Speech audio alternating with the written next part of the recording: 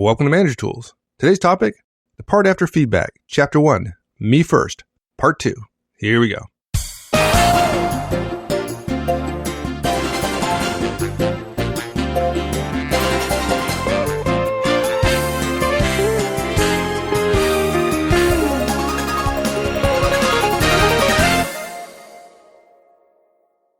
Let's finish up where we left off on last cast. So, quick overview. We were talking about how in part 1, what you've got to do is insist on finishing your conversation, which is obviously the feedback model conversation, when your direct pushes back.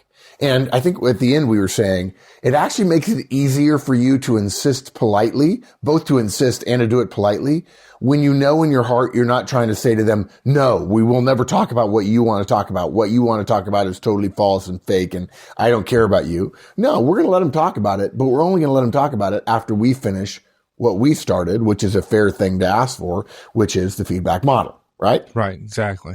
And your direct wants to change the conversation, and we're telling you, ignore that desire and insist reasonably, professionally, politely on finishing the feedback model. Okay. And I've come up with a stupid parallel example that I think will help people. Okay. It's not perfect, guys, but it'll help. Let's say that you and your daughter are trying to decide which movie you're going to go see. And you're discussing, say, the Bourne Legacy and the Avengers. She says, wait a minute, Dad or Mom. Let's decide what we're going to eat while we're there. Are we going to have nachos? Or we're going to have popcorn? We're going to have Dr. Pepper? Or we're going to have Coke? Or we're going to have Diet Coke or Diet Pepsi? Now look, those aren't unreasonable questions to ask oneself about going to the movies, but they only apply after you get to the movies. And before you get to the movies, you have to decide which one to go see. You have to buy a ticket for the movie you want to go see before you get to the line to buy the food you're going to eat at the movies. Even if the food question is a good one to have, who knows whether it is or isn't, maybe the nachos are bad or maybe the popcorn is good, who knows. It's more reasonable to solve the first problem of which movie to go to, even if for no other reason than it was the first problem that was discussed. And too much time spent discussing the second problem without having solved the first problem might make both moot if you don't make the movie. Yeah, good point. And frankly, if your daughter wants to spend an hour deciding what food to have at the movies, which are going to start in 45 minutes, it's not a terrible bet that she's using the discussion to avoid talking about the Avengers or the Bourne Legacy because she doesn't really want to go to those movies. Having a discussion about food is not a way to communicate, I don't want to go to either of those movies. What you'd have to say is, I don't want to go to either of those movies. Okay?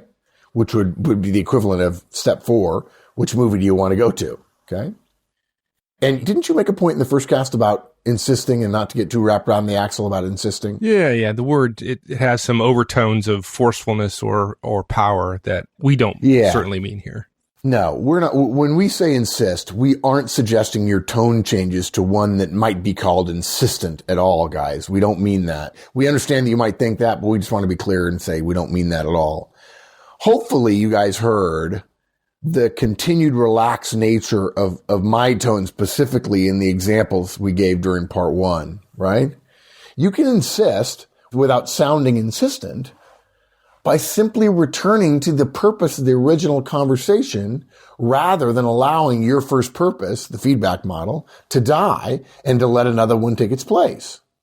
That insistence on sticking to the purpose of your conversation, which is, of course, to encourage effective future behavior, stems from our role power in part, also in part our ethical credibility, you tend to finish the things you start, and our correct use of the model that our direct hopefully knows well. And look, guys, all the pushback in the world doesn't invalidate the point, the fact, or the value of your properly delivered feedback. Whether your direct has a valid point or not, their point's validity has no bearing on your point's validity, and your point came first, and they agreed to it in step 1 of the model. So, our guidance is simple. Insist politely, respectfully. Don't be insistent in your tone. Insist by repeating your fundamental principle of I want you to commit to new behavior when they first start pushing back. Okay? Insist politely. come back to the question in step 4. Can you change that? Can you do that differently? That's what we mean by being insistent. Okay. I get that. I rolled over pretty quickly when I pushed back, right? And you asked me another question very politely. And I rolled over pretty quickly in terms of taking the feedback or agreeing to change my behavior. Yeah, I'm just that good. I'm just You're that just good. that. No, that's just no, that's not true, folks. Yeah. Don't say that, because then people are going to think that this is way harder than it is, and it's not. Yeah, exactly. Sorry. Yeah. But we got to address the issue of what if the direct continues to push back and doesn't respond politely and professionally to your insistence, your polite insistence that you be given the chance to give the feedback. So what do you do in those cases? Hang them high, pretty much. No. Yeah. Look, you use our recommendations on Shot Across the Bow. Okay. It's possible that your direct is not going to acquiesce to your insistence. They push back. You insist by politely repeating your question. Dude, I hear you. And let's cover one thing at a time here. Can you please change your behavior? And if you'll commit to that, then we can talk about what your issues are. That sounded terrible, what your issues are. But you know what I mean, good, right? Yeah. But unfortunately, it really is usually a case of professional immaturity. If you brief your people on the feedback model, they understand that why they did what they did or disagreeing with the model is really probably unlikely to make a difference in terms of your willingness to give feedback on something and your willingness to stick to your guns and say, can you change that? Okay. But look, guys, regardless of their motivation, we can't make people listen. If they're trying to talk about their motivations or their excuses, they're not listening to our point, which is asking them to think differently about the future. And if they're not listening to our point, we can't achieve the purpose of our conversation with them, which is, of course, to get them to commit to new behavior in the future for negative feedback. So what this all boils down to is there's no sense continuing our conversation if we can't achieve our purpose. Whether they're trying to hijack it with their purpose or not, if you know in your heart you cannot achieve your purpose of the conversation that you're in, stop having the conversation. Right. On the other hand, there's the problem of abandoning our purpose while trying to address theirs. There's the opposite problem. Yeah, dude, that makes no sense though, right? I mean, people say, oh, okay, you're pushing back. I gotta address your pushback before I get to give my feedback. Like hell, no. Look, I started this conversation. It's reasonable for me to give you feedback. I know you've got pushback, and your pushback is separate from your commitment for new behavior. You may disagree with me, and I'm still your boss, and there are some things that when I tell you to do them, you have to do them or there are going to be consequences.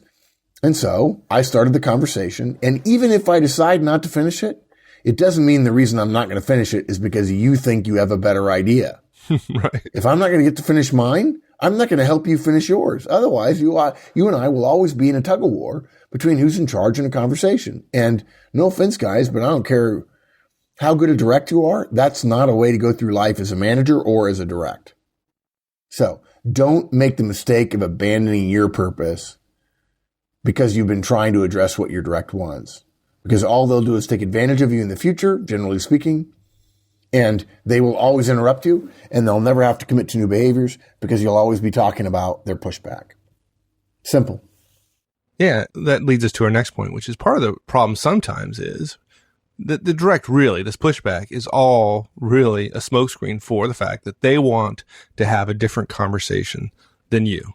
You want to talk about their behavior and the outcomes, and they want to have a different conversation. They'll have any conversation. Yeah, they want to have any conversation other than the one you're having. Yeah. Yeah, feedback is about behavior and the outcomes of that behavior. When it's done correctly, it's not about intent. It's not about a direct's emotional state. It's not about the direct's inherent goodness as a person or lack thereof. Okay. But frankly, that's not how most directs perceive negative feedback initially. They see it. And frankly, we think it's understandable that they see it this way. They see it as an attack on themselves. Many managers who aren't used to communicating about performance believe that directs, when the manager starts giving feedback, the directs are attacking the feedback model. And while some people are, most people aren't. Most directs are not attacking the model. The problem here is we got to all remember something. You're managing a person who brings to their professional relationship with you all of their previous relationships with those people who had some form of role power over them. parents and teachers and coaches and professors and every bad boss they've ever had. Those previous role power actors, if you will, I think that's a generalization, but I think you know what I mean. Those people whom they'd met who had some role power over them were probably, if they're average, awful at performance communications. They probably not only didn't give a lot of negative performance communications, when they did so, it was important and people were in trouble and they delivered it poorly in a fashion that was personal. And it felt to the direct like an attack or a threat. And it probably was. That's what the average manager does, for many of them it was. They didn't even have the smarts to veil it. They just were openly threatening, right? But guys, we believe in our heart of hearts. Mike and I believe, and Danny believes, and Maggie believes, and Winnie believes, and Kay and Kate and Liza all believe. When a manager tools manager gives feedback, our directs often respond based on how they've learned to respond to personal threats from previous role power actors who weren't as good as we were. And so the pushback we get from our directs is often a completely reasonable response to our professional communication in the minds of our directs. So let's not, when they push back, let's not say they're wrong. The point they're making may not be valid, but the place it comes from is probably legitimate in the sense that here comes another boss treating me like crap because I did something wrong. And they're afraid. I mean, they're afraid. In today's market, with the market not being great right now in 2012, people are worried about their job. They're worried about their livelihood. They're worried about their kids and their spouse. So sometimes when people push back, a good bit of time when people push back, it's nothing more than fear and loathing based on previous bosses who treated them terribly. There you go. And we don't need to shut that down by saying, no, I'm not going to talk to you about that. Right. And by the way, folks, if you follow our recommended strategy for rolling out the Manager Tools Trinity and you give weeks and weeks of positive feedback before getting to negative feedback, the chance that this goes down even further. Yep. Just a thought. Dude, that brings us to the final point, and it's kind of a nice way to end this first cast. We want you guys to know, we recommend you insist on finishing the feedback conversation. If you can't, you walk away. But we also want to tell you your direct's concern or their pushback in some cases is valid, or let me put it this way, the pushback may not be valid, but the place where it comes from is valid. So our final point is it's okay to have a pushback discussion. Because if you're willing to send a message to your directs by listening to them talk about something that's probably crazy to you anyway, if you're willing to listen to them and go, dude, in your heart, you're saying, I know where you're coming from and I know you're struggling and so on. It's fine to have that conversation with them. It's not fine to have the conversation keep you from giving feedback. And so it's fine to have a pushback discussion after you've completed the feedback model. If we get our purpose achieved, there's nothing wrong with addressing their pushback. And I think people often get confused when they hear us talk about the feedback model. In their head, they make something up that suggests that we're never willing to have a conversation with them. Right. The feedback. They confuse part one and part two. They want to interject part two, the discussion about it, into part one. And it doesn't work that way. It doesn't work effectively that way. That's for sure. Right. But that's not to suggest we're not willing to have the conversation. Yeah, the feedback model does not forbid a pushback discussion. It just doesn't address it because the model is over once we get to an agreement to change. So if you want to state it big picture, the Manager Tools feedback system says the feedback model doesn't forbid a pushback discussion because it doesn't allow it to happen during the feedback model. But it doesn't forbid the discussion. It simply delays the discussion. That's all. We want to talk about this more in terms of how to discuss all the different pushbacks. We'll have multiple casts on this because everybody asks. I mean, Danny and I spent an hour today answering questions about, well, what if they say this? What if they say this? What if their pushback is this concern or that concern? Or, you know, they have a special situation or they have a family problem or whatever. I'm like, geez. And everybody was saying, no, that's not the question I'm answering. Let me slightly change my scenario for you. I'm like, okay, I've got an answer for all this stuff. But for now, guys, we're going to have more guidance. But for now, keep in mind that you can address pushback. You just need to make sure you get your agenda covered first. And I really do think, and I'd love to hear from some of you who find this to be true. that once you allow yourself to agree to a pushback discussion, as long as you finish the feedback model, you'll be able to finish the feedback model sounding, if you'll pardon the expression, more like I did in terms of relaxedness and total comfort about, yeah, no, we're not going to talk about what you want to talk about. And I want to finish what I want to talk about. And then we can talk about what you want to talk about. So we say first things first. And then after you say, yeah, I'll change my behavior, I'll work on it, say, cool. All right, let's talk about your concerns because I want to answer your concerns if I can. At the same time, we'll also say, if you don't have time, you get to walk away. But it's just that easy. It's okay to have a pushback discussion. It's not okay to have a pushback discussion in the middle of the feedback model because the feedback model says the feedback model stands on its own. But once you're done, absolutely, you got a good relationship with your direct? Absolutely. Have a pushback discussion with them. And look, maybe it's misguided, but at least it's understandable why they're doing it because they've had bad bosses before. They want what they want and they understand why they want it. And at the same time, guys, we want what we want, which is closure on commitment to new behaviors. Once we get that, their agenda may be worth discussing. But again, only after we accomplish our objective of delivering feedback. There you go. That's it, partner. Thanks, my friend. You bet, buddy. Well, we'll see you. Bye. Thanks, everyone. That's it. We'll see you next week. In the meantime, have a great one. So long.